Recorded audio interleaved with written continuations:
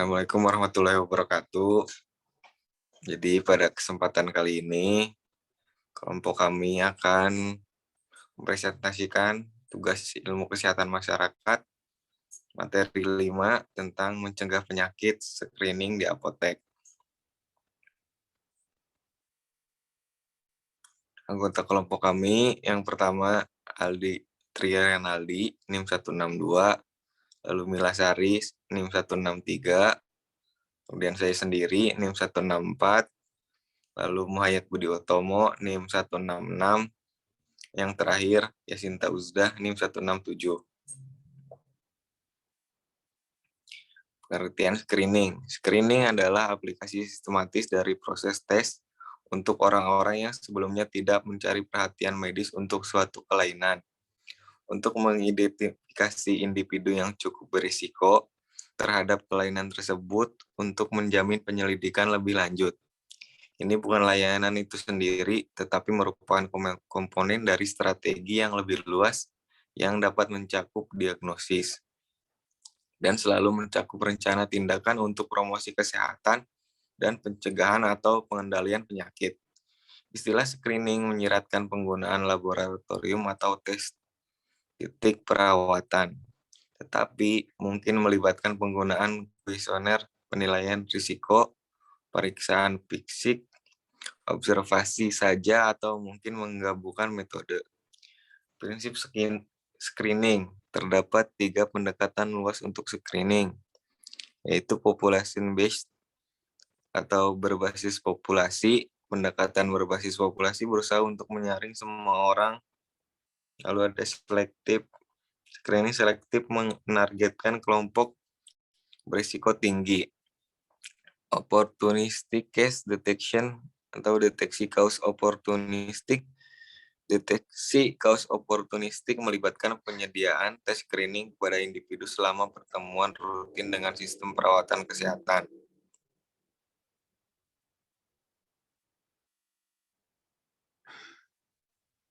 Keefektifan screening. Validitas tes screening ditentukan dalam hal sensitivitas dan spesifisitasnya. Sensitivitas tinggi menunjukkan bahwa tes berhasil mendeteksi orang yang terkena penyakit, sedangkan spesifisitas menghasilkan bukti bahwa tes mengidentifikasi orang yang tidak memiliki penyakit. Positif palsu. Bukti keefektifan program screening. Banyak bukti manfaat screening tidak langsung berasal dari uji klinis di mana hanya orang-orang yang diidentifikasi positif melalui tes screening yang diacak untuk diobati atau tidak. Bukti definitif dari efektivitas screening hanya dapat ditunjukkan dengan uji coba terkontrol secara acak, di mana satu-satunya perbedaan antara kelompok intervensi dan kontrol adalah paparan tes screening itu sendiri. Baik, selanjutnya akan dibacakan oleh teman saya. Ya, selanjutnya screening untuk diagnosis penyakit tidak menular, diabetes tipe 2. Latar belakangnya, diabetes tipe 2 adalah penyakit tidak menular yang paling umum secara global dan penyebab kematian keempat atau kelima di negara maju, yang timbul terutama dari penyakit kardiovaskular. Manfaat intervensi diri atau gaya hidup atau metformin untuk pasien dengan gangguan toleransi glukosa yang terdeteksi melalui program screening yang memperkuat kasus untuk screening. Screening efektif atau tidak tergantung oleh pendekatan yang digunakan. Pendekatan berbasis populasi sangat mahal dan tidak efisien karena prevalensi diabetes yang relatif rendah di masyarakat. Screening selektif maupun deteksi kasus oportunistik membutuhkan sumber daya yang lebih sedikit. Deteksi kasus oportunistik merupakan pilihan terbaik untuk diabetes tipe 2 karena hanya fokus pada screening individu yang berisiko tinggi. Metode screening untuk diabetes itu metodenya meliputi kuesioner penilaian risiko, tes biokimia dalam bentuk pengukuran glukosa darah dan kombinasinya. Peluang untuk screening apotek, konsumen dapat berkonsultasi dengan apotek tanpa janji temu dan seringkali dengan waktu yang tunggu yang minimal. Next. Selanjutnya bukti pemeriksaan apotek. Survei nasional di Australia tahun 2002, 79.000 tes screening untuk glukosa telah dilakukan dengan 22% apotek melakukan setidaknya 1 tes per bulan. Di Belgia, dengan penyebaran kuesioner penilaian resiko menunjukkan bahwa 20 pasien perlu di-screening untuk mendiagnosis satu orang dengan diabetes. Sebuah penelitian di Amerika yang berfokus pada populasi minoritas dan orang tua menemukan bahwa screening berurutan untuk diabetes dan penyakit kardiovaskular di 577 apotek komunitas menghasilkan lebih banyak rujukan dokter daripada screening yang disediakan di 331 pengaturan non-kesehatan, atau 51% versus 42%. Secara kolektif, studi-studi ini mendukung kelayakan screening diabetes di apotek komunitas dan menyoroti peluang tambahan bagi apoteker untuk terlibat dalam konseling promosi dan pencegahan kesehatan. Next. Ya, selanjutnya saya serahkan kepada teman saya. Kemudian untuk yang selanjutnya yaitu kanker. Istilah kanker itu mewakili sekelompok penyakit di mana sel-sel abnormal dalam tubuh tidak dihancurkan oleh mekanisme kontrol normal. Hasilnya yaitu proliferasi dan penyebaran penyakit. Kanker ditentukan oleh jenis sel yang terlibat dan tempat penyakit dimulai. Untuk yang pertama, metode screeningnya yaitu kanker ada 4 program penyaringan yang tersedia pada saat ini.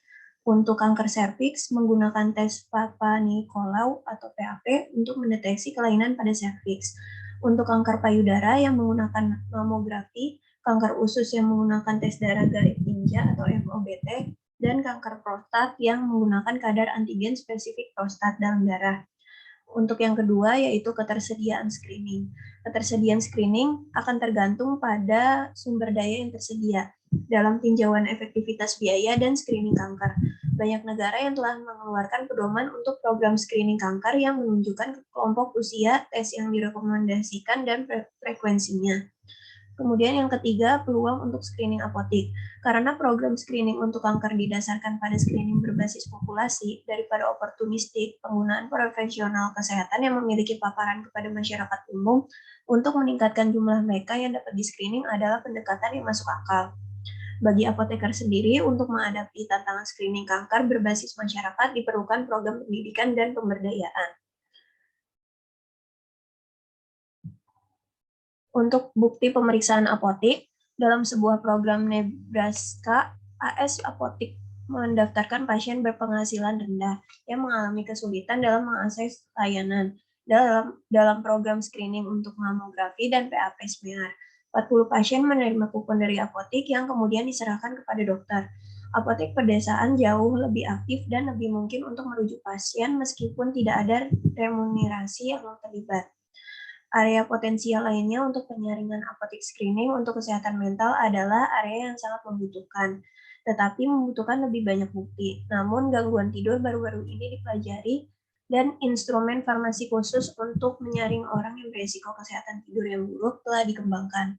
Sebelum ini, screening untuk menyaring orang yang berisiko kesehatan tidur yang buruk telah dikembangkan.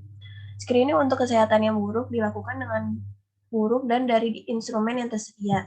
Tidak ada yang valid untuk pengaturan apotek. Selanjutnya akan dijelaskan oleh teman saya.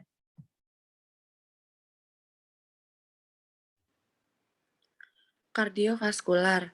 Penyakit kardiovaskular adalah penyebab utama kematian, morbiditas, dan kecacatan di negara maju dan berkembang dan menimbulkan beban klinis, ekonomi, dan kesehatan masyarakat yang sangat besar dan meningkat. Metode screening untuk risiko penyakit kardiovaskular. Banyak pedoman merekomendasikan penilaian risiko penyakit kardiovaskular untuk orang yang berusia di atas 40 tahun atau 10 tahun lebih awal untuk populasi berisiko.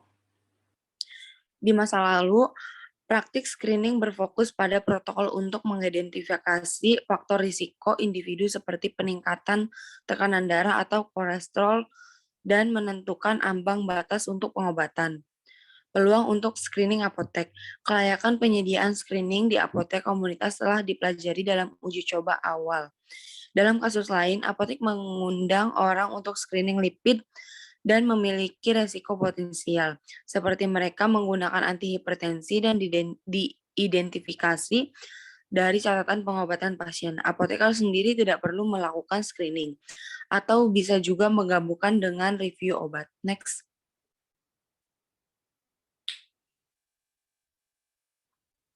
Bukti pemeriksaan apotek. mencerminkan evolusi pedoman untuk screening penyakit kardiovaskular. Banyak uji coba screening awal di apotek komunitas yang berfokus pada faktor risiko individu seperti hipertensi atau dislipidemia. Beberapa menawarkan screening oportunistik gratis kepada pelanggan yang mengunjungi apotek, misalnya program screening hipertensi atau stroke di LOA. Amerika Serikat pada tahun 1996.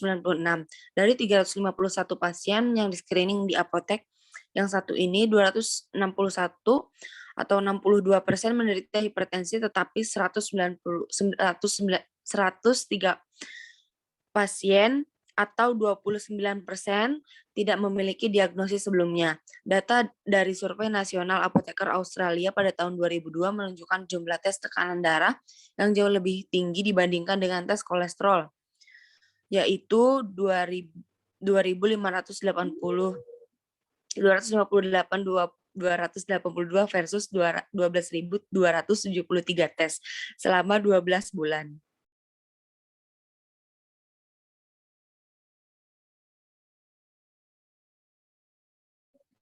Selanjutnya akan dijelaskan oleh teman saya. Selanjutnya yaitu screening dalam kondisi yang ada dan pada populasi beresiko tinggi, yaitu asma. Latar belakang, asma merupakan salah satu penyakit menular yang paling umum di dunia dan dibedakan berdasarkan jumlah anak yang terkena. Metode screening untuk kontrol asma yang buruk, pengukuran fungsi paru-paru direkomendasikan sebagai standar emas karena penderita asma sering tidak merasakan gejala menjadi parah. Dua pengukuran fungsi baru yang saat ini digunakan adalah spirometri dan pengukuran aliran ekspirasi. Dari jumlah tersebut, spirometri adalah metode yang disukai untuk diagnosis. Ada beberapa instrumen dapat digunakan untuk mengukur kontrol asma atau selain fungsional berdasarkan laporan gejala sendiri dari pasien. Dua alat yang umum digunakan adalah skor asma dan kuesioner kontrol asma.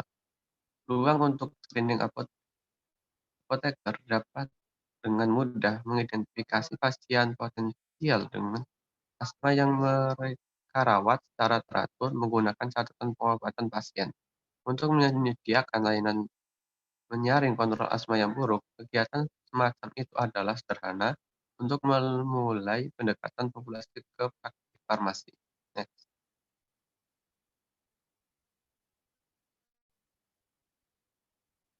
Bukti pemeriksaan apoteker. Apoteker yang diberi pelatihan yang tepat dapat melakukan spirometri dengan sukses dan menyaring fungsi paru-paru yang buruk dan kurangnya pengendalian penyakit yang optimal. Meskipun mereka lebih cenderung membujuk pasien jika mereka memiliki kekhawatiran tentang pengobatan dan pengendalian asma, mereka dapat dilatih untuk mengambil peran yang lebih proaktif. Adalah umum untuk pengukuran aliran eksperimen pun digunakan sebagai alat untuk screening di apoteker. Ini telah terbukti menjadi alat yang sangat berguna untuk screening manajemen penyakit yang buruk. Namun, pengukuran fungsional biasanya dilakukan oleh pasien dengan apoteker yang memainkan peran yang mendukung dan mendorong. Penjualan alat screening dari apoteker komunitas. Jumlah kit diagnosa pengujian di rumah sakit tersedia secara luas melalui apoteker komunitas. Ada dua jenis alat tes di mana pasien mengumpulkan sampel dan melakukan tes atau koleksi kit di mana sampel dilakukan oleh pasien dan dikirim ke laboratorium. Masa depan penyaringan apotek. Screening penyakit tidak menular adalah kegiatan kesehatan masyarakat di mana apotek memiliki peran yang diakui, sah, dan berharga untuk dimainkan. Keterlibatan proaktif di toko atau program penyaringan penjangkauan terkait dengan tidak lanjut kegiatan promosi kesehatan tampaknya menawarkan modal terbaik untuk mencapai dampak yang signifikan pada hasil kesehatan masyarakat.